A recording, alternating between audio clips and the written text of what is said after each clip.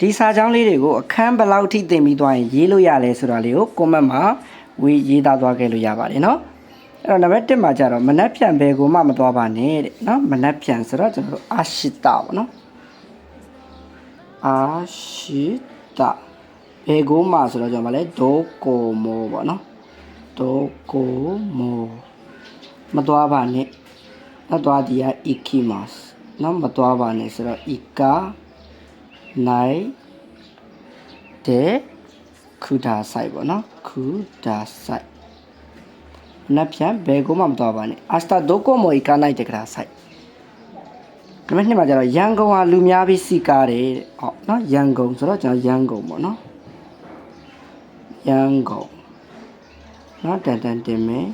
ရန်ကုန်ဟာဆိုတော့ရန်ကုန်ကလူများပြီးဟီတိုနော်ဟီတိုကညာပြီးဆိုတော့အိုခုတဲပေါ့နော်အိုခုတဲနော်အိုခုတဲစီကားတယ်ဆိုတော့နီဂီယာကာですနော်နီဂီယာကာですနော်ရန်ကုန်ကဟီတိုကအိုခုတဲနီဂီယာကာですရန်ကုန်ကလူများပြီးတော့စီကားပါတယ်နံပါတ်3မှာကျတော့ဂျပန်တို့သွားပြီးဘာကိုလုပ်ချင်ပါတယ်လဲเนาะဂျပန်သွားပြီးဘာလုပ်ချင်လဲတဲ့သူကမေးထားတာအဲ့တော့ဂျပန်ဆိုတော့နီဟွန်ပေါ့เนาะကျွန်တော်နီဟွန်เนาะဂျပန်တို့သွားပြီးနီဟွန်အစ်တဲပေါ့เนาะဘာကိုလုပ်ချင်လဲနာနီကိုဆိုတော့အိုလုပ်ချင်တယ်လေရှိတိုင်ဒက်စကာပေါ့เนาะမေကွန်ပုံစံလေးဖြစ်တယ်ဂျပန်သွားပြီးဘာလုပ်ချင်လဲ日本行って何をしたいですかနံပါတ်4မှာကြာတော့ကျွန်တော်နေတိုင်းအလုံးမလုပ်လို့မရပါဘူးတဲ့။အော်နေတိုင်းဆိုတော့ကျွန်တော်မိုင်နီချီပေါ့နော်။မိုင်နီချီအလုံးမလုပ်လို့မရအောင်။အလုံးဆိုတော့ဟာတာရာခိမတ်နဲ့သုံးလိုက်မယ်နော်။ဟာတာရာခာနာ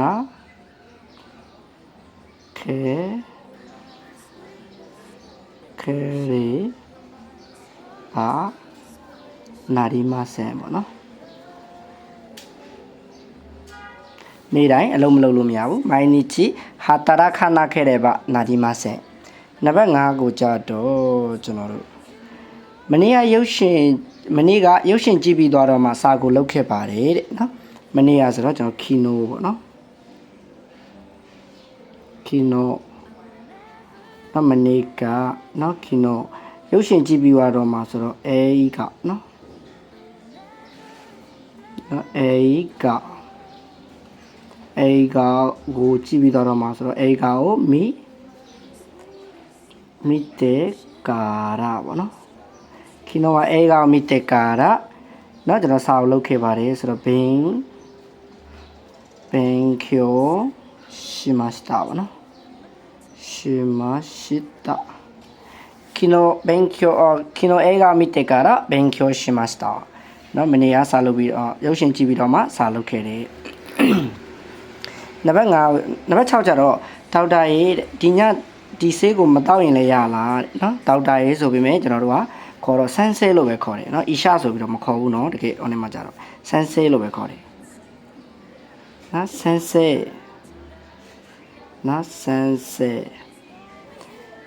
နော်ဒီညခွန်ပန်ပေါ့နော်ခွန်ပန်ဒီဆေးကိုဆိုတော့ခိုနိုခုဆူရီပေါ့နော်ခုဆူရီကိုဆိုတော့အိုမတော့လို့မရဘူးလားနိုမာနာခဲရေပါပေါ့နော်နာခဲရေပါနာရီမတ်နော်မဆန်ကာနော်ဆန်セこんばんこの薬を飲まなければなりませんかဒီညဒီဆေးကိုမတောက်လို့မရဘူးလားကဲနောက်တစ်ခုကကြတော့အိမ်အောင်ပြုတ်ပြီးတော့မှဂျပန်စကားကိုစတင်ခဲ့တာလားတဲ့နော်မိသားအဲ့တော့အိမ်အောင်ပြုတ်ပြီးတော့မှဆိုတော့結婚しますပေါ့နော်結婚します結婚してからဂျပန်စကားကိုစတင်ခဲ့တာလား日本語をさてんけら日本語の勉強と僕はねなまのりねとら日本語の勉強な日本語の勉強をさてんけらその始めましたかはの始めましたかあま言えないね始めましたかの結婚してから日本語の勉強を始めましたかဆိုရင်ဒါအိမ်အောင်ပြုပြီးတော့မှဂျပန်စကားကိုစတင်ခဲ့တာလားဒီလောက်ဆိုရင်တော့အလုံးအဆင်ပြေကြလိမ့်မယ်လို့ထင်တယ်